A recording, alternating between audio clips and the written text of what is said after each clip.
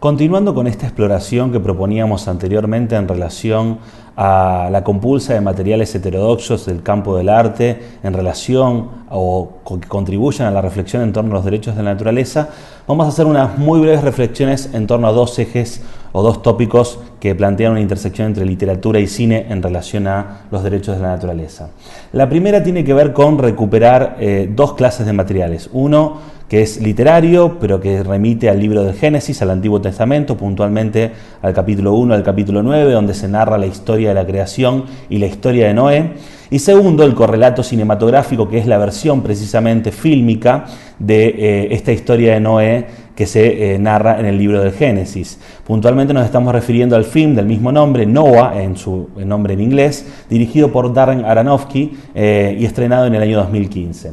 Puntualmente lo que nos interesa rescatar de la compulsa de estos materiales literarios y cinematográficos es la idea de la creación. Sin ir más lejos, ustedes van a tener disponible una escena que pueden ver finalizada esta intervención, que es precisamente la escena en donde Noé cuenta la historia de la creación, como la primera historia que él alguna vez conoció. Y en esa historia de la creación lo que vemos es una suerte de representación fílmico ilustrada de los capítulos 1, de los primeros capítulos del libro del Génesis.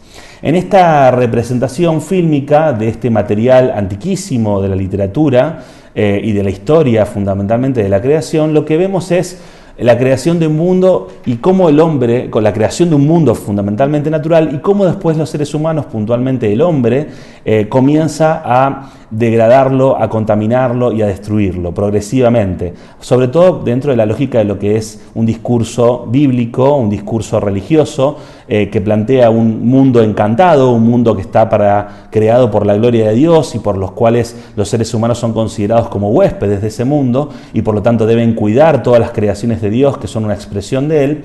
En esa narrativa religiosa encantada, el hombre o los seres humanos se posicionan en esta compulsa de materiales como un factor de degradación y de objetivación de la naturaleza. El segundo material que queremos rescatar es estrictamente literario.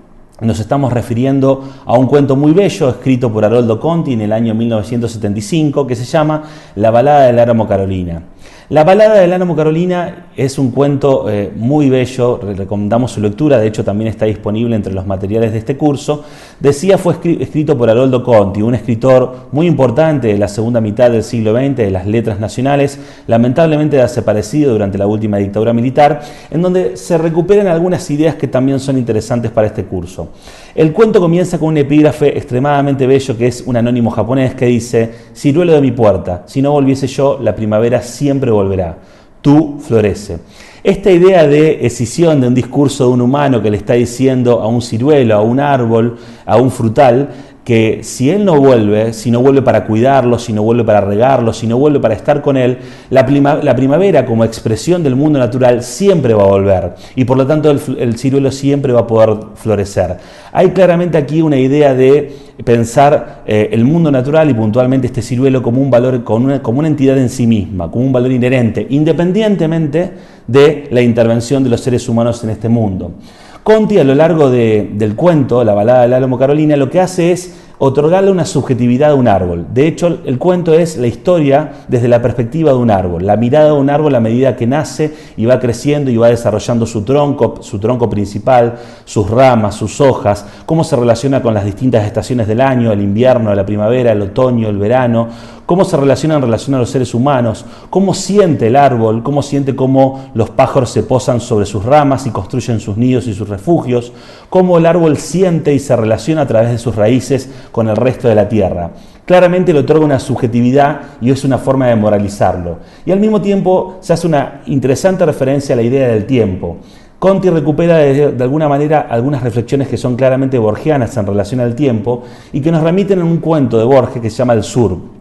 En El Sur, Borges hacía una serie de consideraciones en torno al tiempo como sucesión, que es el tiempo que vivimos los seres humanos, distinguiéndolo del tiempo de los animales o el tiempo de la naturaleza, que como un tiempo que él caracteriza como el de la eternidad del instante, como el de un presente continuo permanente. Conti recupera esta idea y le atribuye precisamente a un árbol, al Álamo Carolina, una idea de tiempo como sucesión, de la misma manera que lo entendemos nosotros los seres humanos.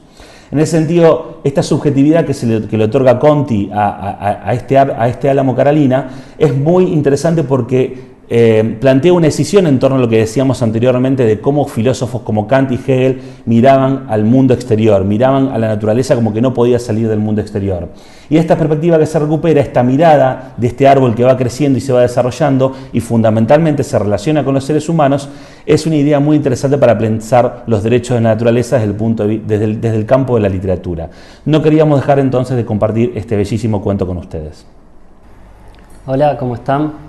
En esta ocasión vamos a conversar sobre la naturaleza representada en la obra de Tolkien.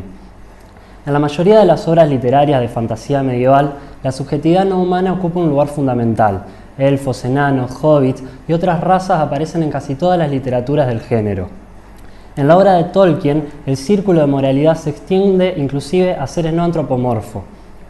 Por ejemplo, las águilas, los cuervos, los ent, aquellos pastores de árboles, y inclusive otras entidades que nosotros consideramos materia inerte en contraposición a los seres vivos, como puede ser el río que salva al Frodo de los jinetes o la montaña que impide el paso de la comunidad.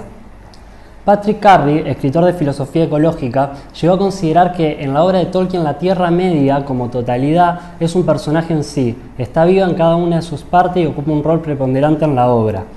Esto es, a la presencia de animales parlantes y otras subjetividades no humanas, Tolkien le agrega la idea de interrelación, de complementariedad, de interdependencia. El universo del autor no es un universo que esté centrado en los individuos, sino es un universo que está centrado en la Tierra Media, es decir, es un universo ecocéntrico. Uno de los apartados donde más palpable se encuentra la ética ecológica que subyace a la obra de Tolkien es el capítulo Bárbol del Señor de los Anillos, donde Merry y Pippin, luego de la batalla en los lindes de Fangor, entran en el oscuro y sofocante bosque y conocen a Bárbol. Los ent y los árboles aparecen en escena. El lugar del árbol en la obra de Tolkien es central, de los árboles de Valinor, piedra angular de la cosmología narrada en el Silmarillion, hasta el rol decisivo que ocupan los ent en la Guerra del Anillo. Tolkien escribe al final de sus días que él siempre ocupó el lugar de los árboles en contra de sus enemigos, y él se refiere al lugar de los árboles porque en la propuesta tolkiana no es una propuesta de protección de la ajenidad, sino es una propuesta de sentirse prójimo y tomar parte en la lucha por la supervivencia. Los ent, y esto quizás no pueda vislumbrarse en las películas, no son árboles humanizados ni criaturas sustancialmente distintas de los árboles. Los ent son árboles que aprendieron a hablar.